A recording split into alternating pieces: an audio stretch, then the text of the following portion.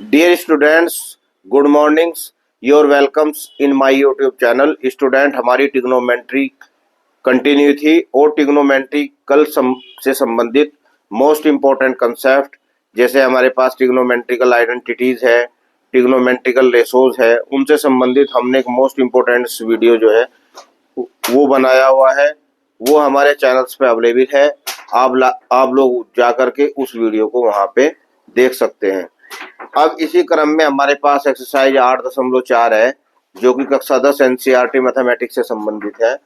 इसका question number 2 है। Question number 2 से पहले का जो क्वेश्चन है उसका भी सॉल्यूशन हमारे फेसबुक पेज पे भी और यूट्यूब चैनल्स पे भी अपलोड है। आप लोग वहां जाकर के उसे देख सकते हैं। Question number 2, right all the other trigonometrical ratios of कोण ए इन टर्म्स ऑफ सेक ए। देखिए स्टूडेंट, हमारे पास 6 ट्रिग्नोमेट्रिकल रेशोज हैं। Sine A, cos A, tan A, cot A, sec A और कोसेक ए। यानी कि आप लोगों को एक दे दिया इसने सेक ए। सेक ए को आप लोग कोस ए के पदों में भी लिखना है, टेन ए के पदों में भी लिखना है, कोट ए के पदों में भी लिखना है, सेक ए के पदों में भी लिखना है, कोसेक ए के पदों में भी आप लोगों को इसे लिखना है। तो स्टूडेंट, आप लोग जो है इसे तभी लिख सकते हैं जब आपको ट्रिग्नोमेट्रिकल जो आइडेंटिटीज है हमारी उनके बारे में आप लोगों को संपूर्ण ज्ञान हो और ट्रिग्नोमेट्रिकल आइडेंटिटीज का आपस में क्या रिलेशन होता है, इनके क्या फॉर्मूले होते हैं, ज्योमेट्रिकल इंटरप्रिटेशन से आप लोग इन्हें कैसे सिद्ध कर सकते हैं, इसकी कंप्लीट जानकारी आप लोगों को होनी चाहिए। और उसका संबंधित वीडियो हमारे चैनल्स पे अपलोड है, आप लोग वहां जाकर के उसे देख सकते हैं। अब इसी क्रम में हमारे पास जो है जैसे सेक ए है, आप लोगों को तुरंत पता लग जाना चाहिए कि कोस ए तो जो है इसका अपोजिट ही होता है सेक ए का।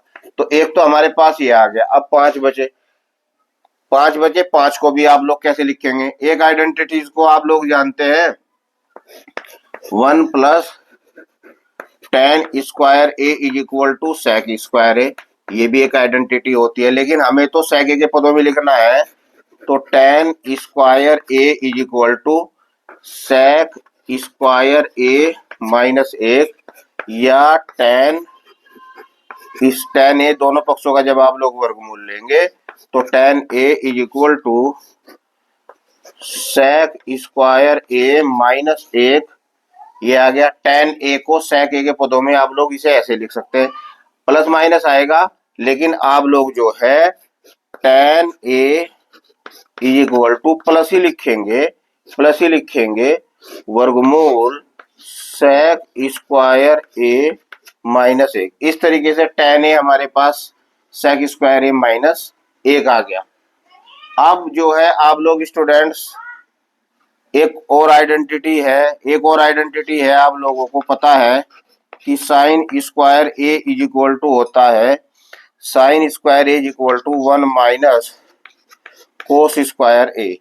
तो 1 माइनस कोस स्क्वायर ए होता है हमारे पास 1 अपॉन सेक स्क्वायर ए।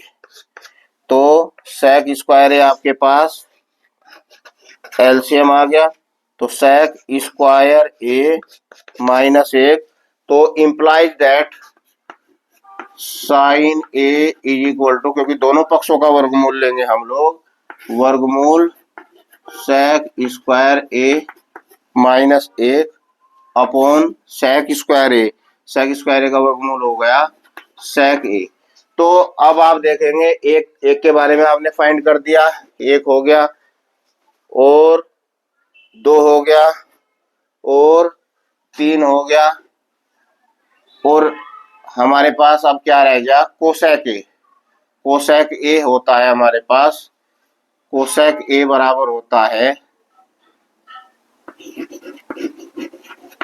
कोसेक ए बराबर होता है 1 अपॉन साइन ए। तो 1 अपॉन साइन ए का मान हमारे पास क्या है?